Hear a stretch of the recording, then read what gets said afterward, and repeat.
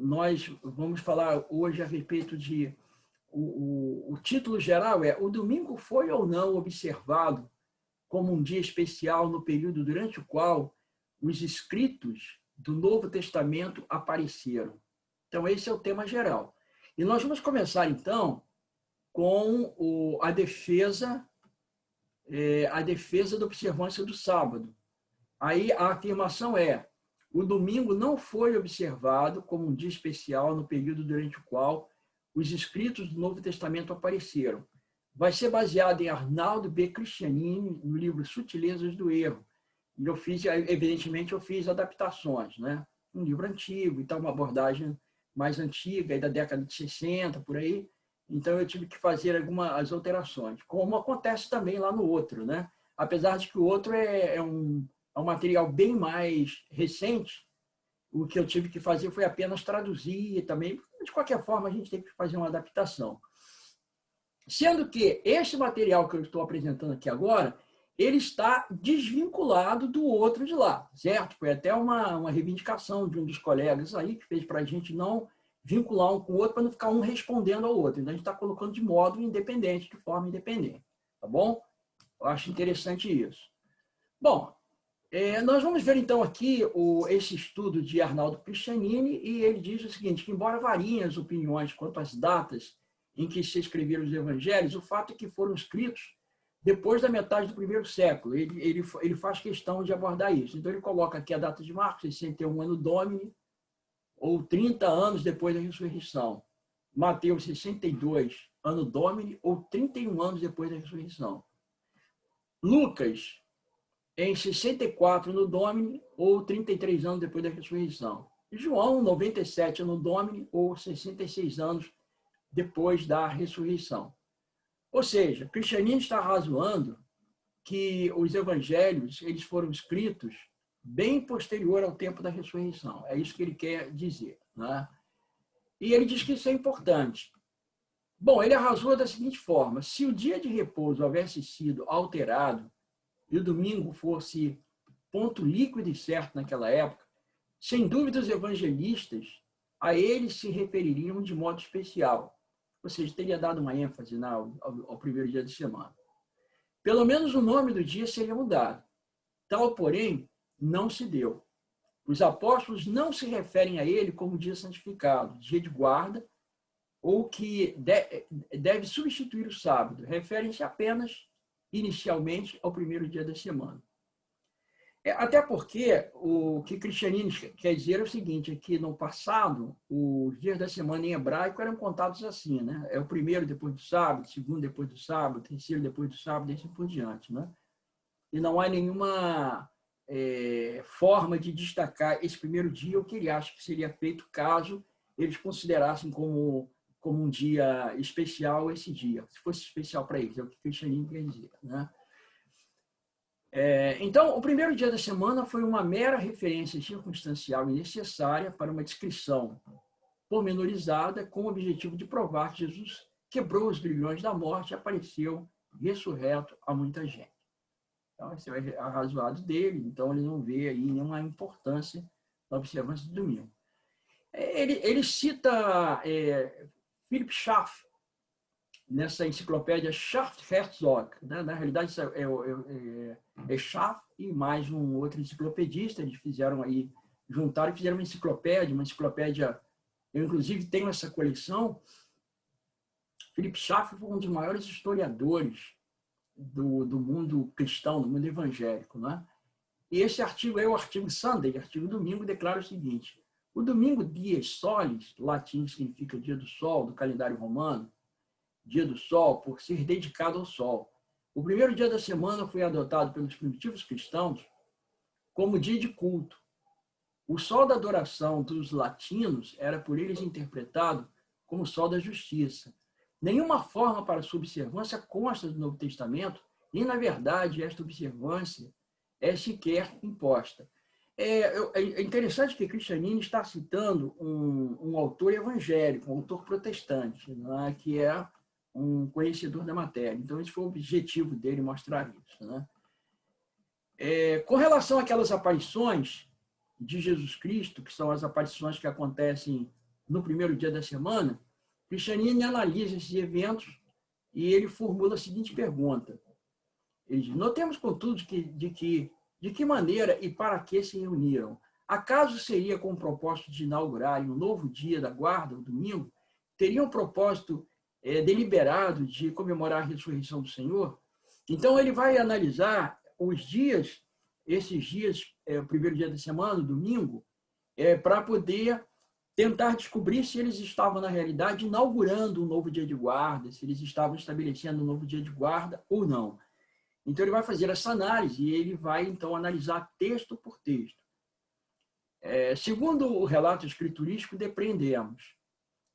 Letra A, ou número 1, a gente poderia ter colocado também, né? Essa numeração aí, eu copiei do material dele, né? Ele poderia ter enumerado. Mas aí eu copiei do material dele do jeito que estava lá. Reuniram-se para a refeição. Marcos 16, 14. O que era comum entre os primeiros discípulos. Eu queria que a gente lesse esses textos. Eu acho que seria bom a gente ler todos os textos, né? De ambos os lados. Então, Marcos, capítulo 16, versículo 14. Marcos 16, 14. Reuniam-se para a refeição. Está escrito assim. Finalmente apareceu Jesus aos 11, quando estavam à mesa, e censurou-lhes a incredulidade e dureza de coração, porque não deram crédito aos que tinham visto já ressuscitados. Eles, com relação a essa refeição, eles tinham esse hábito, não é? Então, Atos, capítulo 2, 42 e 46. Ele cita Atos 2, 42 e 46. E está escrito, vamos lá, vocês puderem acompanhar comigo, e perseveravam na doutrina dos apóstolos, na comunhão, no partir do pão e nas orações. 42, agora 46. Diariamente perseveravam unânimes no templo, partiam o pão de casa em casa e tomavam as suas refeições com alegria e singeleza de coração. A segunda razão, que é o segundo bloco de textos, ele diz assim, reuniam-se para fugir à perseguição. Reuniram-se para fugir à perseguição, o escárnio e a crítica a portas trancadas com medo dos judeus. Ele cita João 20, verso 19, que é outro dia de domingo, né? Ele está citando o dia de domingo. João 20, verso 19.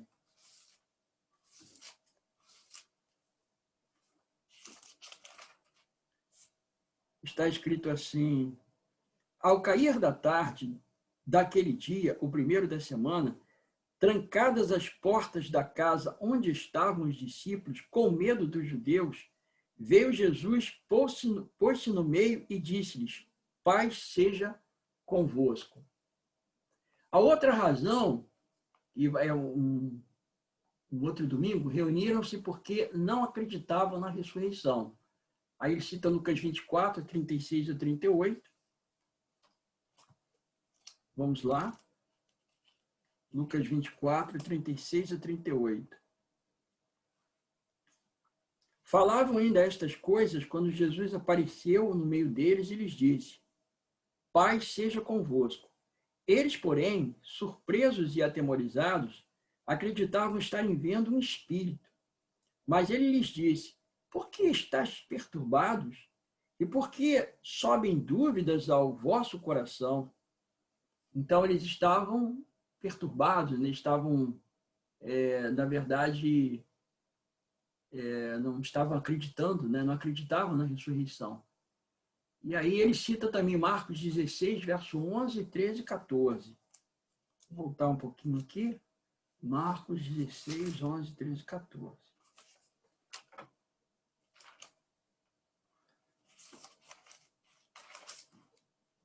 Vamos lá. Verso 11. Marcos 16, 11. Estes, ouvindo que ele vivia e que fora visto por ela, não acreditaram. Verso 13. E indo eles, o anunciaram aos demais, mas também a estes dois eles não deram crédito. Verso 14. Finalmente apareceu Jesus aos 11, quando estavam à mesa, e censurou-lhes a incredulidade e dureza de coração, porque não deram crédito aos que o tinham visto já ressuscitado.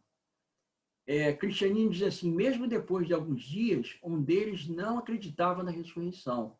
João 20, de 24 a 27. Vamos voltar para João. Lá para o finalzinho, João 20, 24 a 27.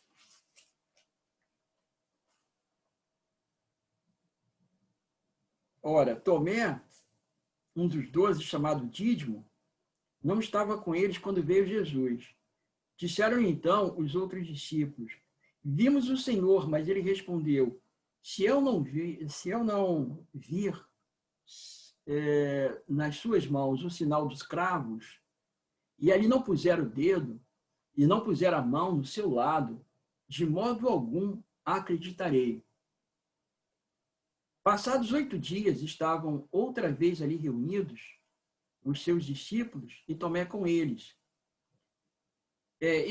Estando as portas trancadas, veio Jesus, pôs-se no meio e disse-lhes, Pai seja convosco. E logo disse a Tomé, põe aqui o dedo e vê as minhas mãos.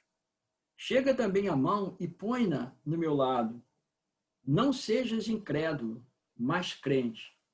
Então, segundo aí as proposições de cristianismo, esses domingos da aparição de Jesus, nenhum deles foi para comemorar a ressurreição, nem para celebrar, né? As razões aí são essas aí que ele apresentou, né?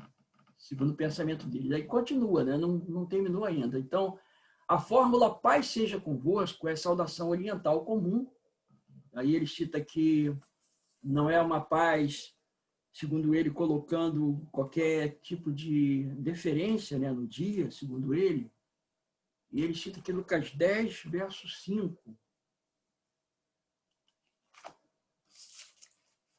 Lucas capítulo 10, verso 5, está escrito assim, ao entrares numa casa, dizei antes de tudo, paz seja nessa casa.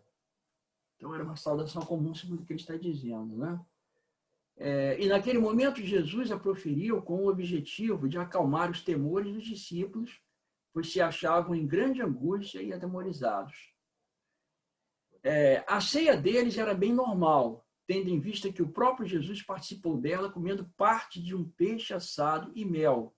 Lucas capítulo 24, 42, 43. Vamos voltar lá para Lucas. Estamos em Lucas, né? Lucas 24, 42, 43.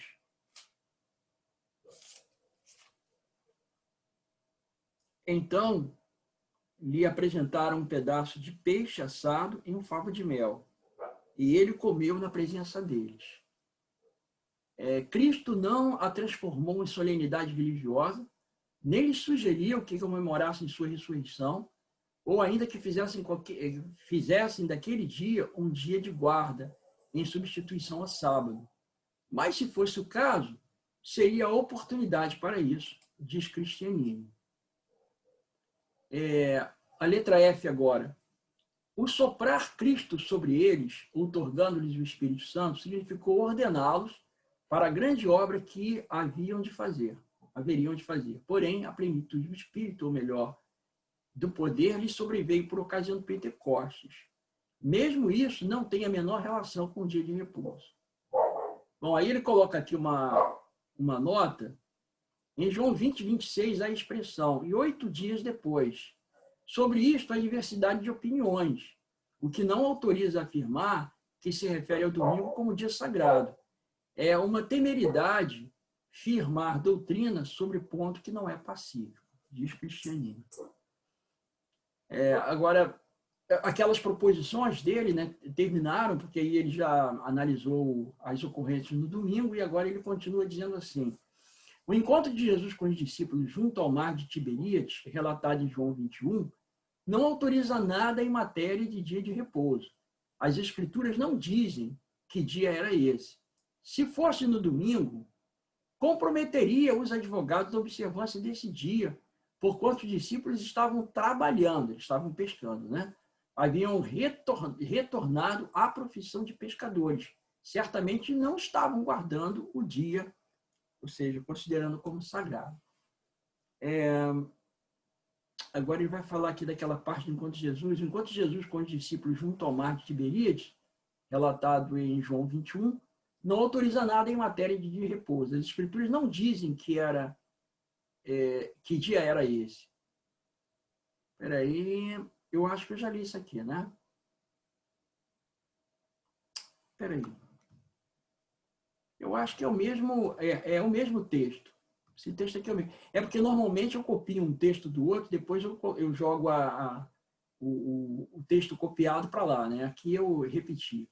Mas tem uma parte aqui embaixo que diz assim: os oponentes do sábado bíblico procuram tecer a defesa da observância do domingo nestas pouquíssimas passagens em que consta acidentalmente o primeiro dia da semana. É aí a conclusão dele, né? Daquela parte ali. Eu acho que essa aqui é a última agora. O Dr. William Smith, teólogo protestante, doutor em leis, no seu célebre dicionário da Bíblia, página 366, embora advogando a vigência do domingo, reconhece a escassez de provas e admite honestamente o seguinte em relação a esses textos. Tomadas separadamente, talvez, ou mesmo todas em conjunto, essas passagens se nos afiguram não muito adequadas para provar que a dedicação do primeiro dia da semana ao propósito acima mencionado, dia de repouso em honra da ressurreição, fosse matéria de instituição apostólica, ou mesmo uma prática dos apóstolos. Bom, aí ele termina aqui, e nós vamos passar agora para a defesa do domingo. O título é: o domingo foi observado como um dia especial no período durante o qual os escritos do Novo Testamento apareceram. Vejam que lá, na primeira parte, estava escrito assim: o domingo não foi. Aqui ele está dizendo: o domingo foi. Então, ele está afirmando. Ok? Então, nós temos aqui nós vamos apresentar as defesas, principalmente de dois teólogos que partilham dessa posição.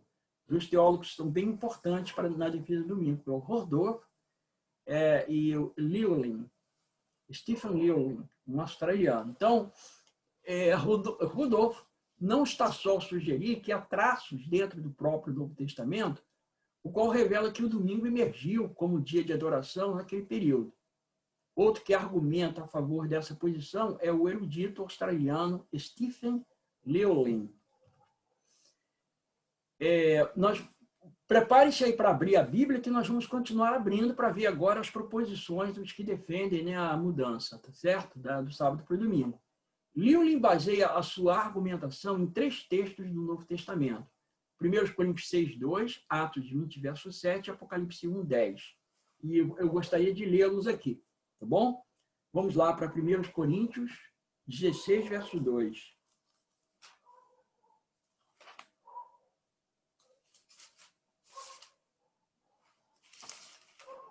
1 Coríntios 16, versículo 2, está escrito assim: no primeiro dia da semana, cada um de vós ponha de parte em casa, conforme a sua prosperidade, e vá juntando para que se não façam coletas quando eu for. Então, o Llewellyn ele está defendendo que essa ordem aqui do apóstolo Paulo é uma forma de indicar que o domingo seria, então, um dia especial. Ok? E o próximo texto que ele apresenta é Atos capítulo 20, versículo 7. Atos capítulo 20, versículo 7.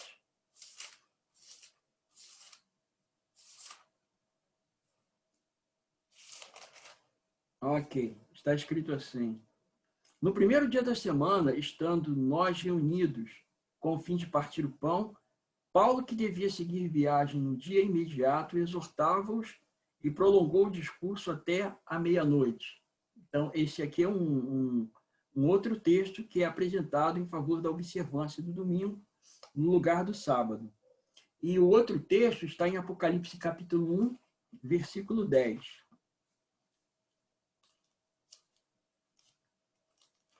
Apocalipse 1, versículo 10. Aquele famoso texto diz assim: achei-me em espírito no dia do Senhor, kuriake remera, texto grego, e ouvi por detrás de mim grande voz como de trombeta.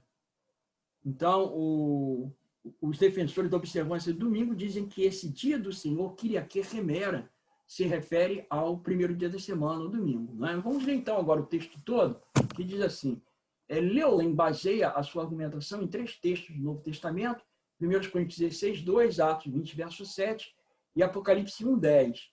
E o seu artigo provê uma excelente base sobre o qual considerar se esses 3 versos apoiam ou não aqueles que os veem como evidência da observância inicial do domingo como dia de adoração.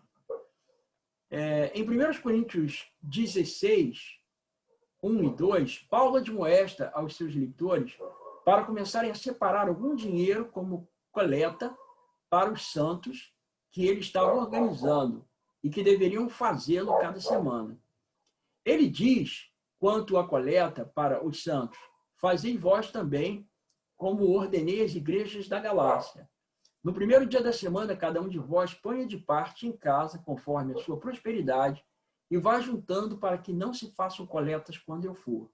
Então, esse texto ele é apresentado como um argumento para a defesa do primeiro dia da semana, como sendo agora um dia sagrado para a igreja cristã. Leulen argumenta que a frase grega, normalmente traduzida, cada um de vós é castos humon, não precisa mais do que uma oferta individual para a contribuição.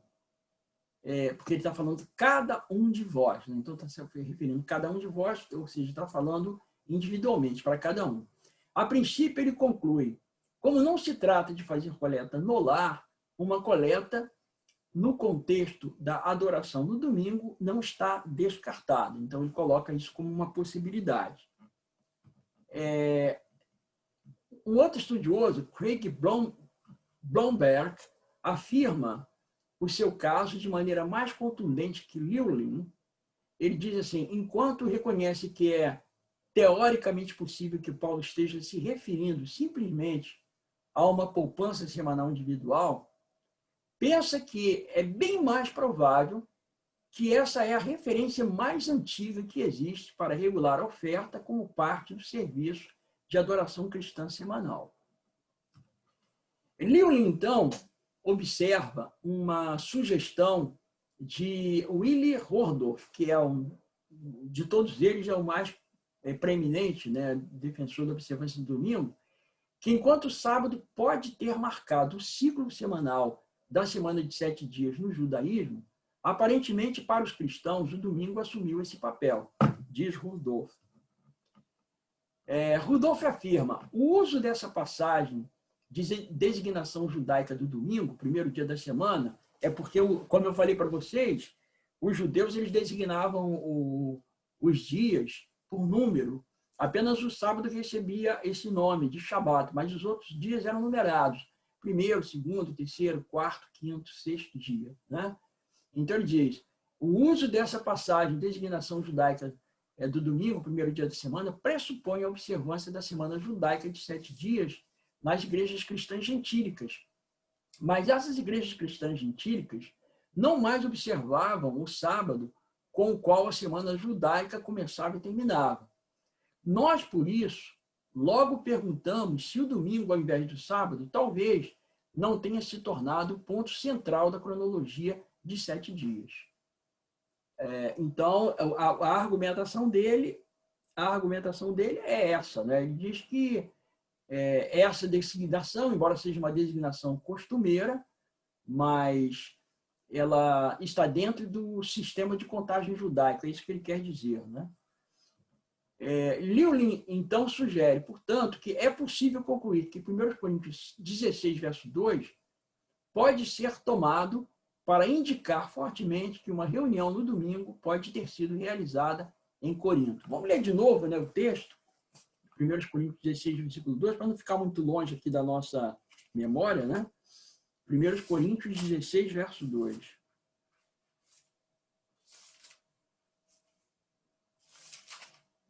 Está escrito assim: no primeiro dia da semana, cada um de vós ponha de parte em casa, conforme a sua prosperidade, e vá juntando para que se não façam coletas quando eu for. O próximo texto que Leulen examina é Atos 20, versículo 7. Vamos dar uma checada aqui em Atos 27.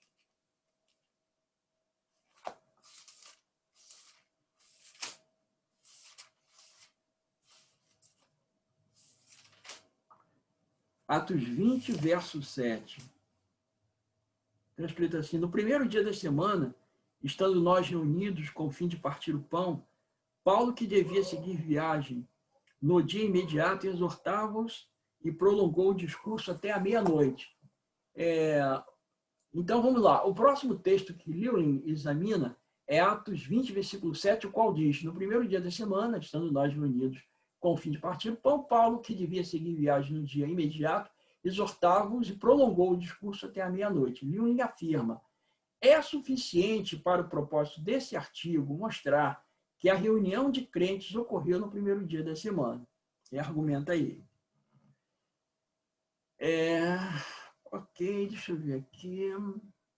Porém, conforme Lewin continua a dizer, de pôr do sol a pôr do sol não é a única maneira de computar quando um dia começa e termina. Essa é uma contagem judaica, né? De pôr do sol a pôr do sol. É uma contagem bíblica, é assim que a Bíblia faz essa contagem. De acordo com o cômputo romano, que é um outro cômputo também, e o cômputo romano, ele aparece no Novo Testamento. Por exemplo, os judeus eles contavam uma vigília em três sessões da noite. Os romanos contavam em 4 sessões da noite. Essas 4 sessões da noite ela aparecem no Novo Testamento. Então ele está dizendo o seguinte, que a contagem judaica não é a única que aparece, não era a única que existia naquela época, não é? E a argumentação dele é o seguinte: sendo Lucas estrangeiro, ele poderia estar se referindo a outro tipo de contagem, não especificamente a romana. Isso que Lewin está dizendo. Então, de acordo com o cômputo romano, um dia começava à meia-noite, como acontece hoje, né? Se Lucas estava considerando o tempo conforme o sistema romano, então a reunião descrita em Atos 20, versículo 7, teria se estendido até o que os modernos cristãos escrevem como domingo à tarde. Lewin também menciona a possibilidade de que a prática babilônica e egípcia de computar os dias do nascer do sol ao nascer do sol, que era assim que eles contavam, né? Lá do nascer até o nascer, que é o contrário de como os judeus faziam, deve ser considerada como uma possibilidade. No final, Lewin afirma que, seja qual for o sistema de tempo pretendido por Lucas, ou compreendido pelos seus leitores, não era importante. O que realmente importava era a clara intenção do autor de que os seus leitores acreditassem que a reunião ocorreu no primeiro dia da semana. Eu acho que esse aqui é o último slide.